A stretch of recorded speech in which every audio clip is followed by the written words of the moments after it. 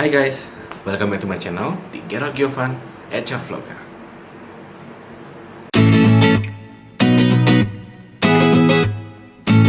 Hai guys, kembali lagi nih bersama saya Gerald Giovan, selalu di dalam acara HR Vlogger. Pada video kali ini, saya mau share sama kalian semua nih, tentang 5 tipe orang yang perlu kalian hindari di dalam pergaulan kalian. Saya rasa semua pasti setuju ya, bahwa pergaulan kita akan menentukan siapa diri kita. Pergaulan kita akan menentukan siapa diri kita. Jadi suka nggak suka, meskipun ada yang menyampaikan bahwa oh saya mah pengendalian dirinya kuat, nggak mungkin lah saya terbawa atau terpengaruh dengan pergaulan yang baru saya punya ini. Nah, kalau kalian terus menerus intensitasnya sering bersama dengan mereka, bersama dengan tipe orang-orang yang saya akan sebutkan ini, secara nggak langsung itu akan membuat diri kalian menjadi seperti itu loh.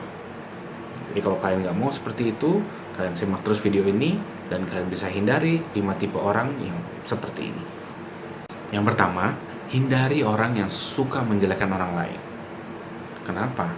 Yang dijelekkan kan orang lain, bukan diri kita. Ya udahlah, nggak ada masalah kan berarti buat diri kita. Nah, belum tentu. Jangan kita mikir ke sana aja. Kalau kita punya temen di dalam pergaulan kita yang suka menjelekkan orang lain, itu akan secara nggak langsung membuat diri kita itu juga akan terbawa menjadi orang yang punya pikiran negatif aja kepada orang lain.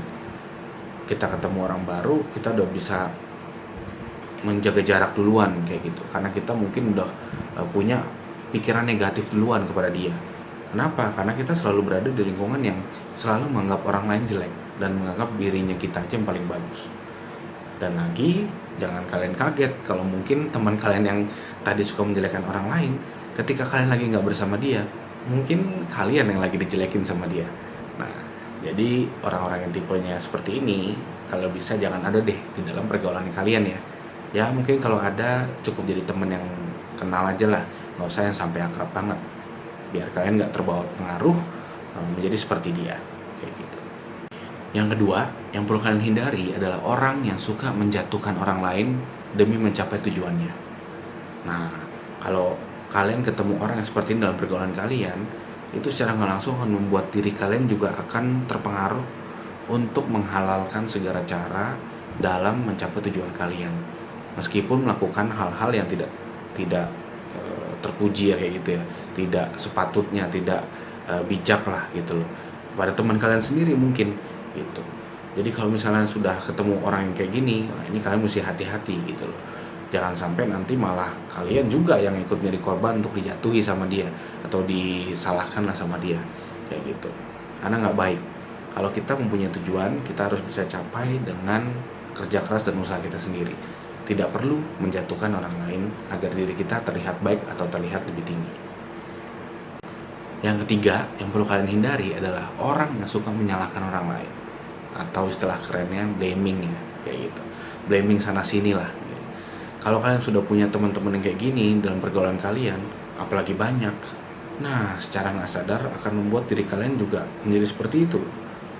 Padahal mungkin kalian merasa hal itu nggak baik ya, tetapi karena sudah kamu sering temui di dalam lingkunganmu, akan membuat diri kalian tuh menjadi menilai bahwa hal ini adalah hal yang wajar untuk dilakukan gitu loh, sehingga kalian akan terpengaruh dan juga akan memiliki sifat yang sama seperti teman-teman yang ada dalam pergaulan kalian, yang hobinya adalah suka menyalahkan orang lain.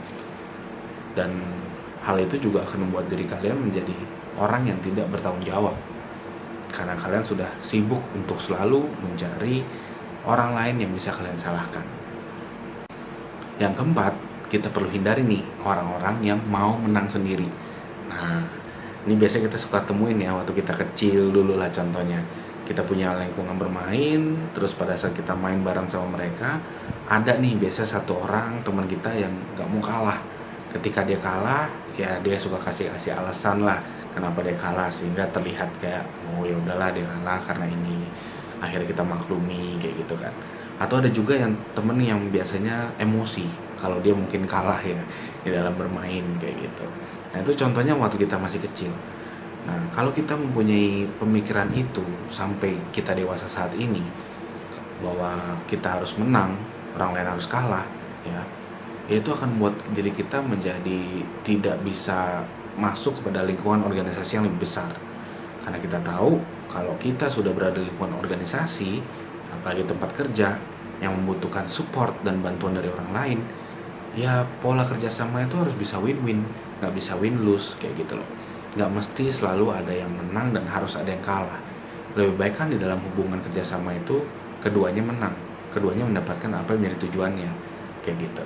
Jadi kalau misalnya kita berada di lingkungan yang mau menang sendiri, yang membuat kita menjadi orang yang mau menang sendiri, ya repot, nggak akan ada yang mau bekerja sama dan berkoordinasi sama kita kayak gitu loh.